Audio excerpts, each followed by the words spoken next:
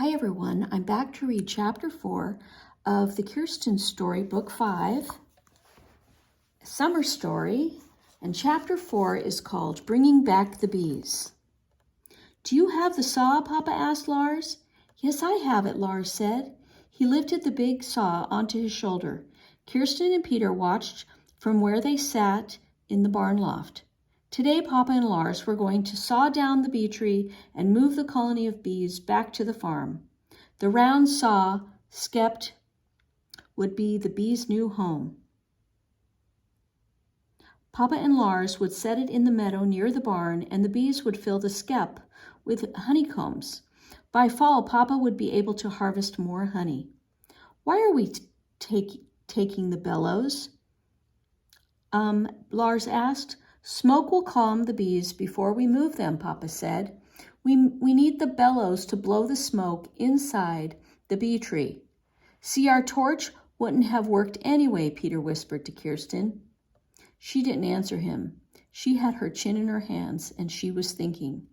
When she shut her eyes, she remembered the bear rushing at the tree where she and Peter hid. She didn't like to have these bad memories. I should go back to the clearing where the bear chased us, she said very softly. Peter sat on his heels and stared at her. Why do you want to go back? It was terrible to be chased. He put his hand on her forehead, the way Mama did when they were sick. Do you have a fever? No, I don't have a fever, but I dreamed about bears last night, Kirsten said.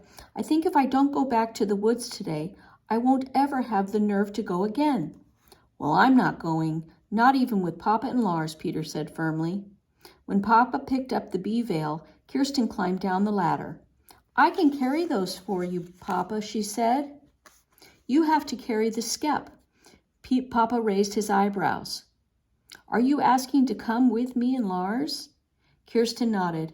She thought Papa was still angry at her because she hadn't seen him smile since he had found her and Peter in the tree yesterday. Could I come with you, please? Lars scratched his blonde head. Aren't you afraid of the bears, Kirsten?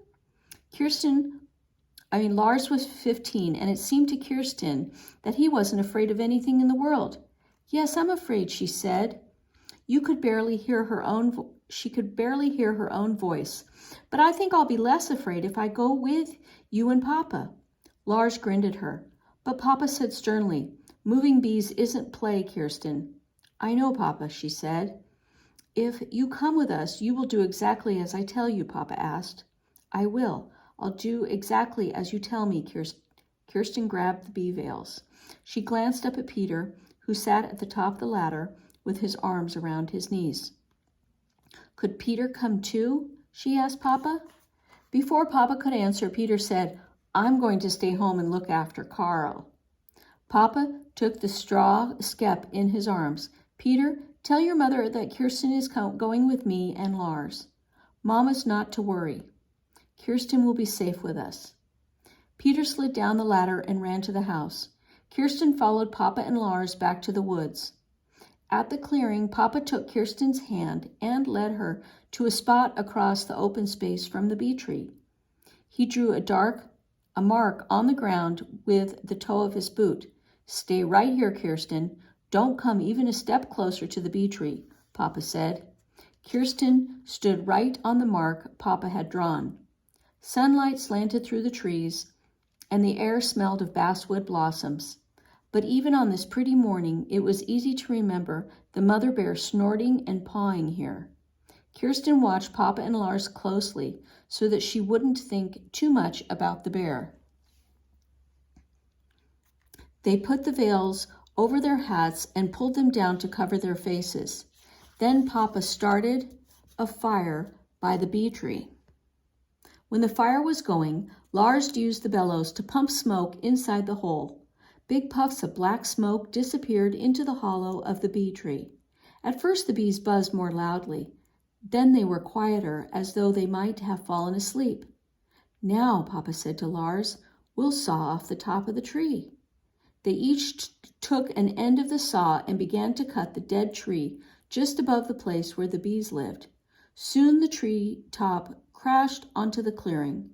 Kirsten looked over her shoulder. If any bears were near, that thud would scare them away. Quickly, Papa put the straw skep over the part of the tree that was still standing. He thumped the tree to move the bees up into the skep. Then when he thought that all the bees were inside, he lifted the skep onto a long board. Then he and Lars took the saw again. They cut a thick log from the stump.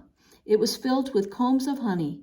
They loaded the log full of honey onto the board too, and each picked up an end. "Let's head for home," Papa said. As they left the clearing, Kirsten looked around one last time. She wasn't so frightened now.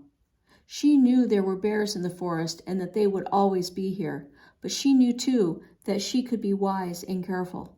If she didn't bother them, the bears would stay away.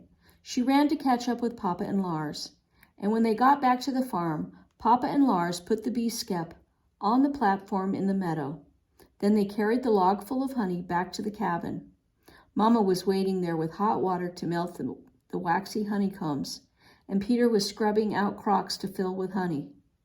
Kirsten stood a little way away, watching. "It is a big colony of bees." "Oh, is it a big colony of bees?" Mama asked Papa. "It's a good big one," Papa said. "It will make lots more honey. And look at all the honey in this log now. Even if we keep enough for cooking, there will be plenty to sell in town on Tuesday." Mama clasped her hands in pleasure. Kirsten could see that Mama was happy. Still, that didn't make Kirsten feel as proud about the honey as she'd expected to be. As though she read Kirsten's mind, Mama turned to her. "Why are you looking so sad, dear?" Mama said. "I thought I could get the honey for you," Kirsten blurted out. "I thought I could do it by myself. I wanted to help you get the things you need from Mr. Burkhoff's store. But instead of helping..." Suddenly she couldn't talk any more. Her eyes blurred with tears. She had nothing to be proud of after all. It had taken Papa and Lars to get the honey. All she'd done was to put herself and Peter in danger. And Carl had been clawed, and tears dripped off her face onto her dress. Mama's arms went around Kirsten's shoulder. "I'm proud of you for finding the bee tree. Papa and I know you wanted to help, and you did help. You found us good honey to use this summer, and enough to sell in town too. And since your papa brought the bees home, we can count on having more honey next fall. All because of you, Kirsten." And Mama gave her a squeeze. "Now we have work to do to get this honey ready to sell on the 4th of July. We're going to need your help again." Kirsten blinked at Mama through her tears. She wanted to be just like Mama when she grew up. "You're a smart girl, Kirsten," Papa said. He wiped tears from her chin with his thumb. "And you're certainly brave. Nothing seems to scare you. You just have to remember to be brave and careful at the same time." Papa's smile told her everything was all right. All right, and now we're going to read chapter 5, called The Best Basswood Honey. "Get your sunbonnet, Kirsten," Anna called. "The wagon's hitched. It's time to go to town." Kirsten emptied the dishwater on the garden behind the little cabin. She wiped her hands, grabbed her sunbonnet, and hurried out to the wagon. It was loaded with crates of chickens, baskets filled with sausages, jars of jelly, and 2 big crocks of Kirsten's honey. Papa, Lars, and Uncle Olaf were squeezed into the front seat. Mama and Aunt Inger were on chairs behind them. Mama held the baby in her arms. Kirsten scrambled up onto the very back of the wagon beside Peter. They sat with their feet dangling over the backboard, crowded in beside the big picnic hampers. As the wagon rolled down along the road, crows swooped overhead and dust billowed behind the wheels. From behind the wagon came a high-pitched yip, yip, yip. "Carl's chasing the wagon," Peter cried. "Papa, please stop," Kirsten called. Papa reined in the horses, and Carl appeared out of the dust, his pink tongue lolling. He jumped against the wagon wheel and wagged his tail. Even with his hurt leg, he chased us, Peter said. He climbed down and petted the pup. He must want to go with us very badly, Kirsten said. Could we take him along, Papa? There will be a lot of dogs in town today, Papa said. Carl might get in a dog fight. He'll be better off on the farm, Kirsten. But I'll tie a piece of rope around his neck and keep him close to us, Kirsten begged. We will take good care of him, Peter chimed in. I suppose that 2 children should be able to manage 1 puppy, Papa said. Bring him up in the wagon, Peter. Let's go. Carl settled on Kirsten's lap.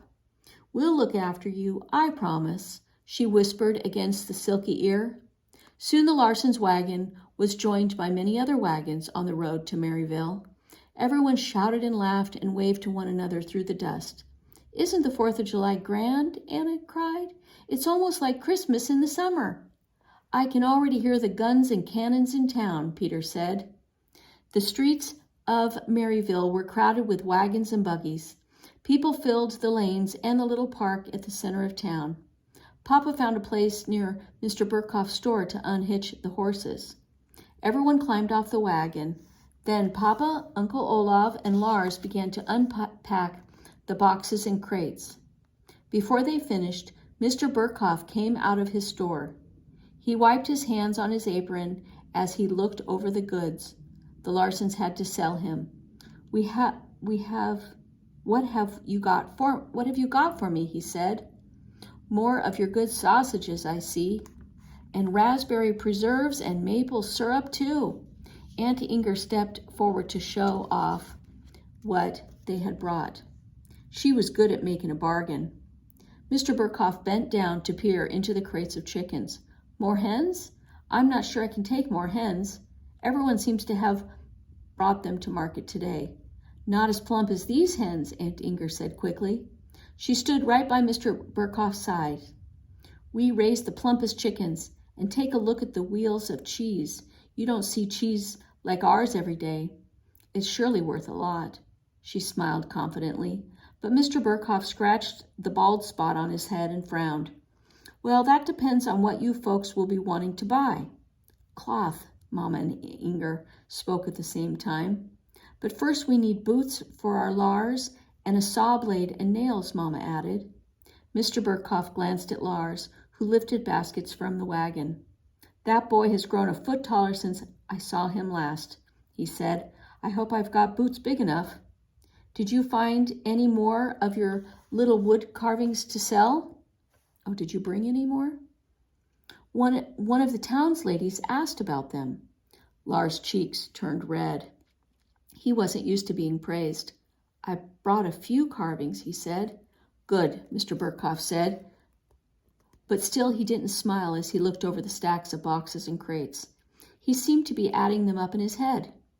Peter leaned against Kirsten's side, and he whispered, Shall I ask Mr. Burkhoff about the little knife, so I can learn to carve like Lars?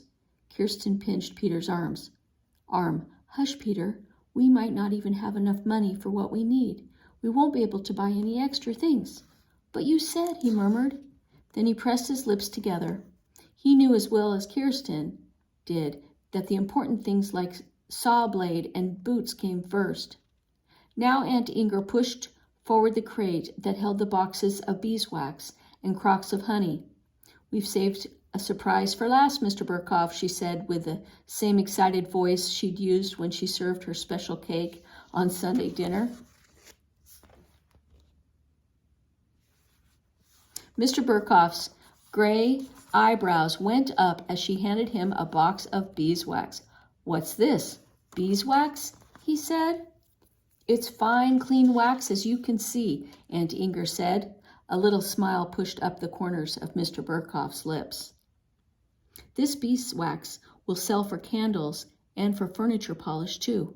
The town is growing, you know. Some fine ladies who have time to polish their furniture are moving here. Papa held up one of the crocks of honey. He pulled off the cork and offered the crock to Mr. Burkhoff. And here's honey, too. Basswood honey. Why don't you have a taste? Mr. Burkhoff dipped his finger into the crock, licked the honey, and a grin spread across his red face. Where did you get such fine honey, Mr. Larson? Our Kirsten has a nose as good as a bear's for honey, Papa said. She found a bee tree in the forest, and we moved the hive to our farm. And he pulled out his handkerchief and wiped his forehead. What do you think of it? Delicious, said Mr. Burkhoff. He took another taste and then another. So Kirsten found this honey? You can bet I'll tell folks who buy it and where it came from. We don't often get such pure basswood honey. He smiled at Kirsten. This will be worth something, young lady. She wanted to smile back, but she was still too worried to feel happy. Even with the honey, maybe there wouldn't be enough to buy what was needed. You women go inside the store and look over my pretty new calico, Mr. Burkhoff said to Mama and Aunt Inger. The men will finish up out here, and we'll settle our accounts. Mama and Aunt Inger made their way through the crowd in front of the store. Anna and Elizabeth went straight behind them. Kirsten and Peter tied Caro to the wagon where he'd be safe, and then ran to catch up to the others. As Kirsten stepped inside the door, she smelled the mouth-watering scents of spices and coffee and sausages. The little store hummed as loudly as the beehive with the voices of the shoppers. Mom and Aunt Inger joined the women who unrolled bolts of cloth on the wide counters. Anna bent over the candy display, and Elizabeth looked at lace. I'm going to look at pocket knives, Peter said to Kirsten. It won't hurt just to look, will it? She gave him a little shove toward the display of knives. Pretend you can have any knife you choose, she said.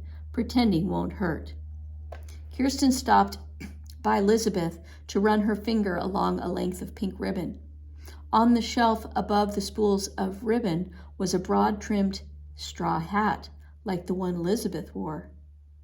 Gently, Kirsten traced the wide brim of the new hat. If I could have anything in the store, I'd pick this straw hat, she thought. It would be so cool and so pretty on these hot summer days. Papa's voice boomed from behind her. Do you need 2 hats, Kirsten? Isn't your sunbonnet warm enough for you? Kirsten could tell he was teasing her, but she blushed just the same. She knew better than to go ask for what they couldn't afford. I was just pretending, Papa, she said. It's lucky I don't need a straw hat, because I'm sure this one wouldn't fit me. Let's try it on and see, Papa said.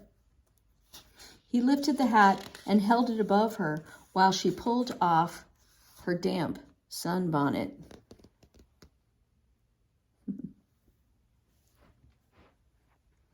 When he set the straw hat on her head, it was as light as a breeze. You've earned a special treat today, Kirsten, Papa said. I worried that we wouldn't have enough to sell for the things we needed from Mr. Burkhoff, but when he saw that beeswax and tasted your honey, I knew we'd have enough, and more, and a little more beside. So you and Peter may each choose something for yourself. Peter too? Kirsten whispered. She was almost too happy to speak. He wants a knife, Papa said. And you, Kirsten, would you like this straw hat? She nodded. Papa settled the hat on her head, and Kirsten gazed at the looking glass and smiled at the blonde girl in the straw hat who was smiling back. She saw Papa's face over her shoulder. Then over her other shoulder, Kirsten watched Mama hand the baby to Aunt Inger and come to join them. What this hat needs is a nice ribbon and a little decoration, Mama said. She tied a length of black ribbon and a bunch of bright red cherries around it. Now there were 3 smiling faces in the looking glass. Suddenly a rat-a-tat of drums started up in the park. Fiddles joined the drums in a lively marching tune. Peter ran outside. In a minute he was back in the open door of the store with Caro on his rope beside him. It's a parade, Peter shouted. The parade is beginning right now. Come on, come on. Papa patted Kirsten on the shoulder. Come on, wear your hat to the parade. A girl needs a straw hat on a day like this. I'll tell Mr. Burkhoff to add it to our account. Thank you, Papa, Kirsten said. Oh, thank you. Take care that Peter doesn't get in the way of the horses, Mama told her. Your Papa and I will be along in a moment. Holding her hat on with her one hand, Kirsten took Caro's rope from Peter. Carl's tail beat happily against her skirt as she and Peter hurried to join the crowd. All right, and that is the end of our story, Kirsten Saves the Day, Summer Story Book 5 from 1854. And next time I'll read A Peek into the Past, Looking Back in 1854.